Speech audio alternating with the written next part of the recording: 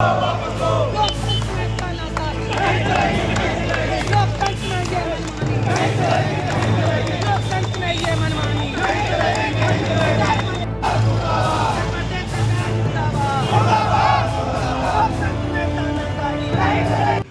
का ये रुख ठीक नहीं है, ये ठीक बिल्कुल भी नहीं है। नेता मलाई खा रहा है और गरीब जनता रोडों पर है, ये ठीक नहीं है।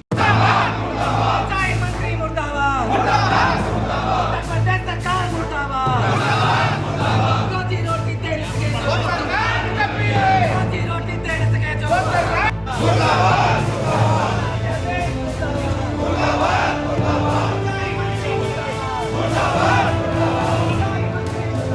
सरकार विरोधी है, इसको बदलना होगा।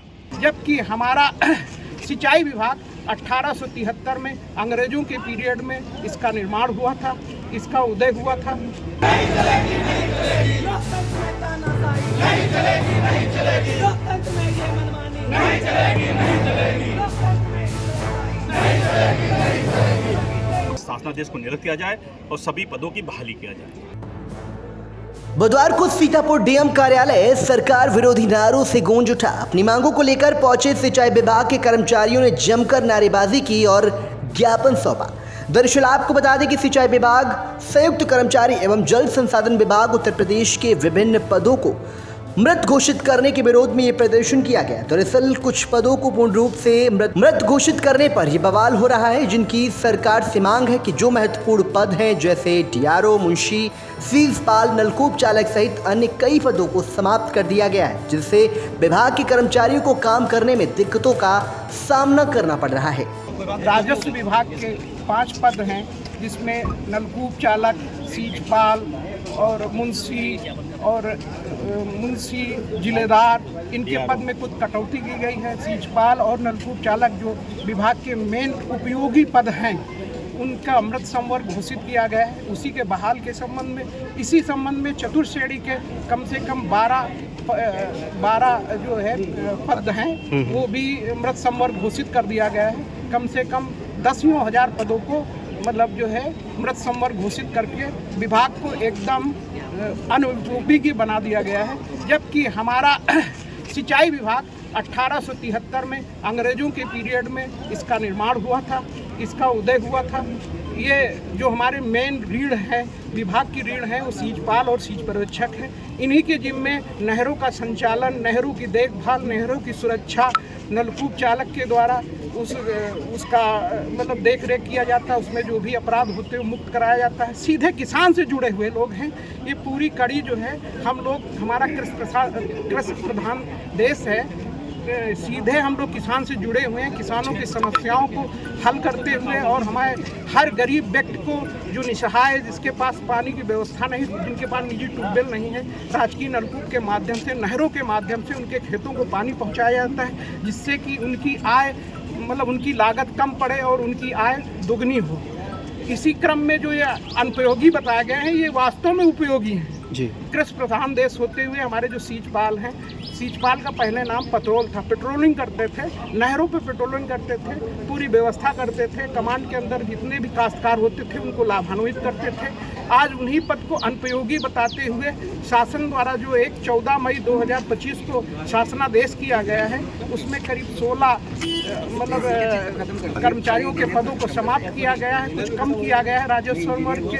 उन्हीं के विरोध में हम लोग पद को बहाल करने के लिए आज हम लोग जिलाधिकारी को ज्ञापन दिया गया है। ये माननीय मुख्यमंत्री जी और शासन तक हमारी बात को आप पहुंचाएं। तो सबसे ज़्यादा मैं आप हमारे पत्रकार बंधुओं को मैं बधाई और धन्यवाद देना चाहते हैं कि हमारी बात शासन प्रशासन में अच्छी ढंग से पहुंचाएं और जिससे कि हम लोग बहाल किया जाए। सीधे इस समय जो कर्मचारी विरोधी मतलब किसान विरोधी जो सरकार है, ये अपना अध्यादेश, काला अध्यादेश वापस लें। इसी हमारा 16 मान्यता प्राप्त संगठन संघर्ष समिति बनाई गई है, उसी के नेतृत्व में, उसी के आह्वान में हमारे सारे लोग आज इकट्ठा हुए, ज्ञापन दिया। सरकार द्वारा 14 मई 2025 को एक काला शासनादेश जारी किया गया, जिसमें कर्मचारियों के कई पदों को समाप्त करने का आदेश था, जैसे डीआरओ, जिलेदार, मुंशी, सीजपाल, नलकूप चालक और चतुर्श्रेणी कर्मचारियों के अन्य पदों को जैसे रनर है टिंडेल है, ये बहुत से पदों को समाप्त करने का। इसी के विरोध में 16 संघों का संघर्ष मोर्चा बना और उसी मुख्यमंत्री और सिंचाई मंत्री को ज्ञापन देने के लिए हम लोग सब कर्मचारी साथी उपस्थित हुए। इसी के ज्ञापन दिया गया है कि सरकार अपना शासनादेश वापस करे और ये बहुत उपयोगी पद है। अगर विभाग में रनर नहीं होगा तो डाक कौन लेके जाएगा, या सींचपाल नहीं होगा तो सिंचाई कौन लिखेगा, नलकूप चालक नहीं होगा तो नहर की देखरेख कौन करेगा, सींचपाल नहीं होगा नहर की देखरेख को नलकूप कौन चलाएगा, और इससे कितने परिवारों का लॉस होगा जो उम्मीद में लगाए बैठे थे कि जगह निकलेगी, हमारे परिवार के सदस्यों की नियुक्ति मिलेगी। और जब ये पद स्वतः साथ में ये भी शासनादेश कर दिया, जो सेवानिवृत्त होता जाएगा वो पद समाप्त हो चला जाएगा, तो भर्ती की भी आशा खत्म हो गई है। तो इसी विरोध में हम लोग सब लोग इकट्ठा हुए हैं और मैं आप लोगों से अनुरोध है कि आप लोग हमारी बात बहुत कायदे से ऊपर पहुंचाते हैं, तो हमारी बात ये वापस पहुंचाइए आप लोग कि इस शासनादेश को निरस्त किया जाए और सभी पदों की बहाली किया जाए। ठीक। मामला ये है कि हमारे जो पद हैं, जिलेदार हैं, शिषपाल हैं, रनर हैं, टिंडेल हैं, इन सभी पदों को वो समाप्त कर रहे हैं, जिससे कि हमारे एम्प्लॉय की जीविका भी खत्म हो रही है। साथ ही साथ किसान से जो हमारा एक संबंध था वो प्रॉपर खत्म कराई। सरकार का सिर्फ एक ही ध्येय है कि राजकीय एम्प्लॉय को खत्म किया जाए और प्राइवेट सेक्शन को लाया जाए। पहले भी बिजली विभाग को उन्होंने प्राइवेट सेक्शन किया, जिसकी हाहाकार पूरे राज्य में मची हुई है।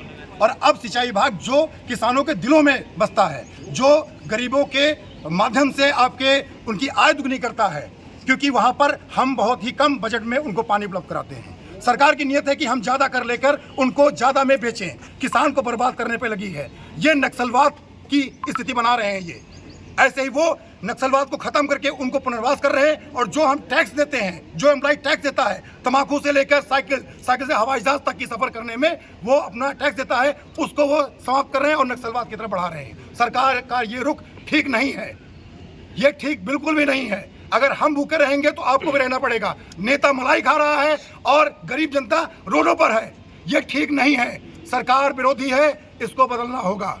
क्या मांग करते हैं? मांग करते हैं कि हमारे जितने भी ये मृत जो खत्म किए इन्होंने पद, उसका सृजन किया जाए, पुनर्वास किया जाए और एम्प्लॉय को सही समय पर डीए की भी मांग करते हैं हम, और जो भी सुविधाएं वो दी जाएं।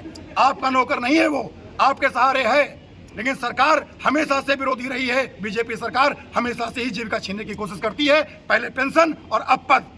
आप प्राइवेट सेक्शन को लेकर आ रहे हैं, आप अडानी अंबानी को लेकर आ रहे हैं, ये ठीक नहीं है।